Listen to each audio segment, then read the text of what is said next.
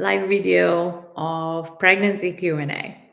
So let's get into the video and I will see where we can go. Why do women need epidural? Is that needed? Okay, first and foremost, nowadays people make women feel like pregnancy is something that they can never encounter. They make you feel weak. They make you feel like you're the only person who's going through pregnancy, which is not true. Women have done this for centuries. And yes, maybe they didn't have that many options. And now we have this amazing epidural. So, epidural comes with its own side effects too. Like I did two epidural, and I have one vertebra in my spine that does not bend anymore. Like when I do Pilates, I can't really, move that. The curve in my spine is kind of reduced a little bit, and I think it's because of epidural.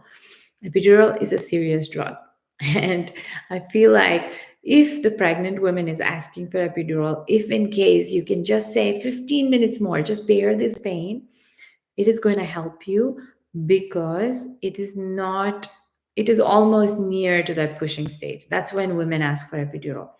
And another thing that I've noticed is if you do not use epidural and go through your labor and delivery, it's much easier.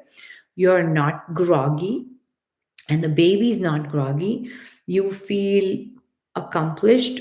You don't feel like, oh, I need painkillers. That's something that I encountered too.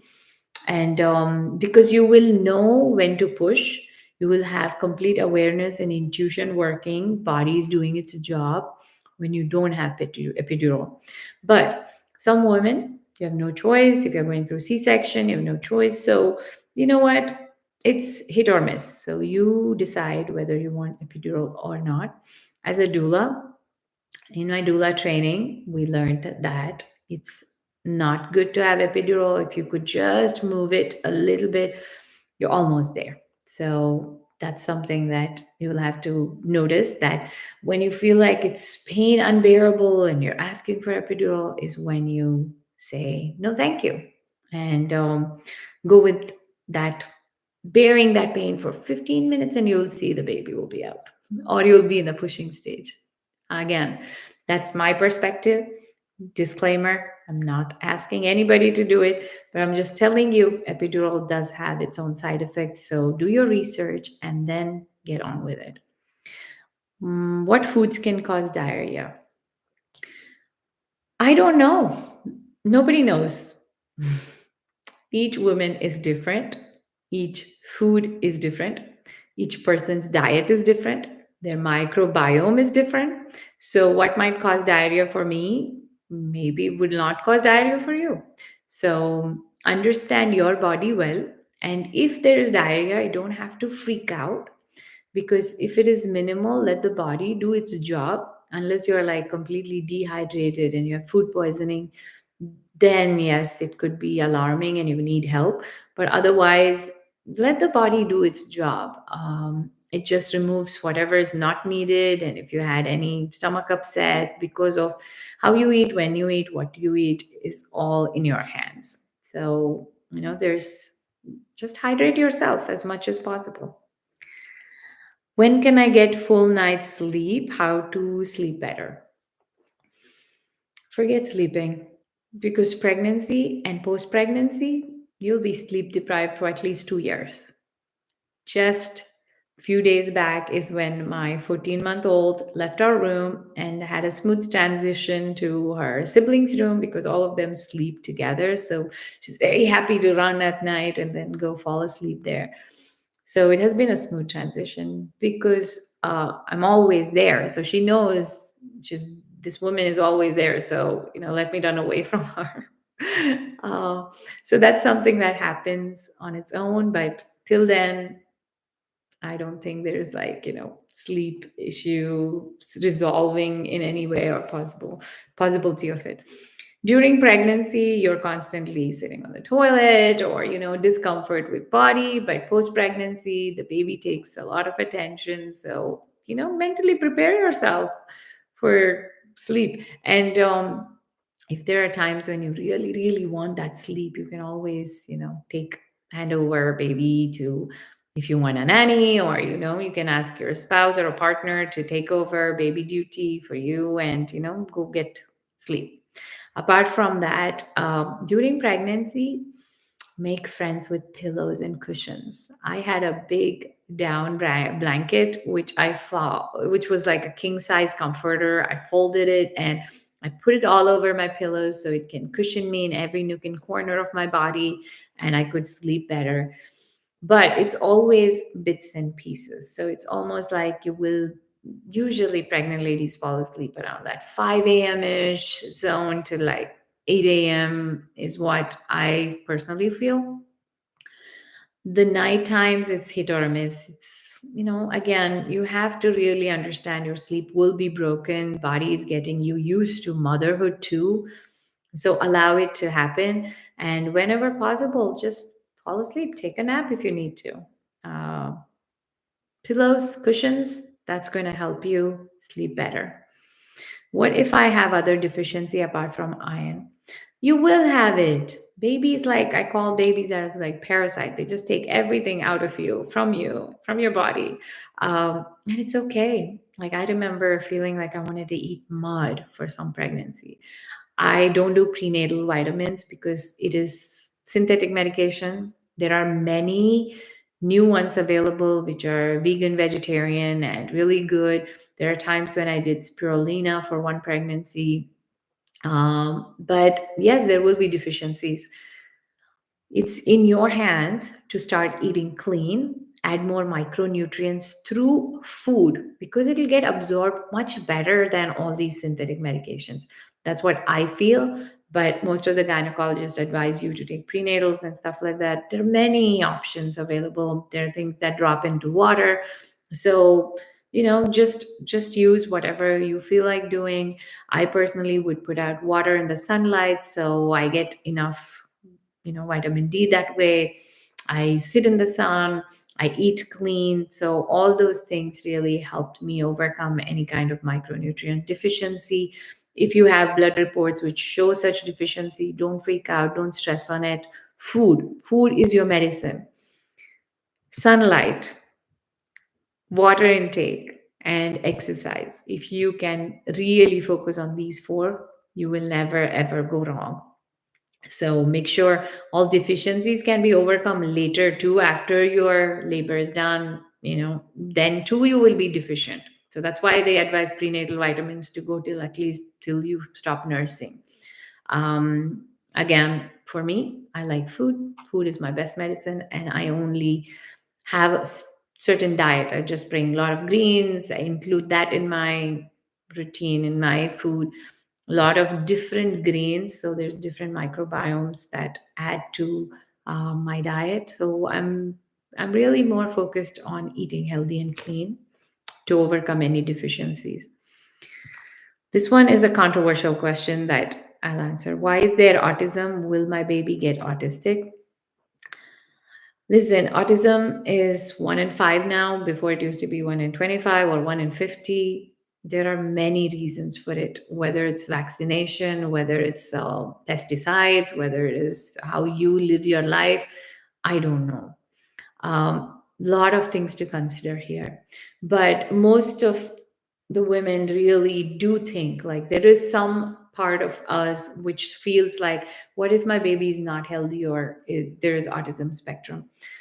It is in your hands. 9 months, you're given that 9 months to make this baby. If you can eat clean, remove stress, nothing can damage you. No emotional stress, no mental stress. If you can really take care of yourself, I don't think you will have to encounter that aspect.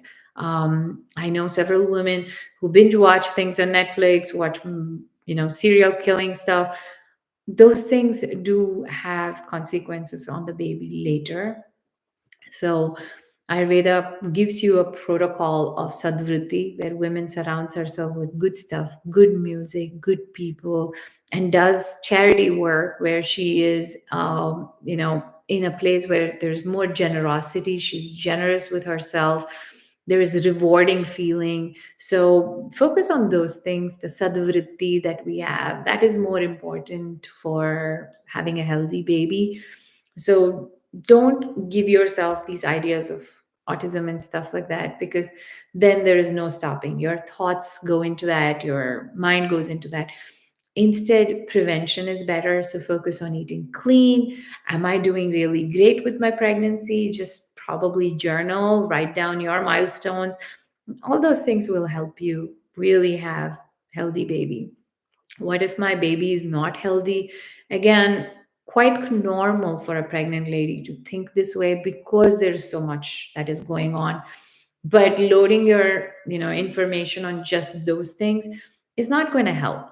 So again, listen to good stuff, see good things, feel good, do good, and then you'll notice the baby is very healthy, because that's a responsibility given to us, so we can hand over our future generation into a much healthier version. So a lot of time, a person who is obese, a woman who is obese, a woman who has metabolic issues will encounter some issue with her baby because she hasn't taken care of herself before.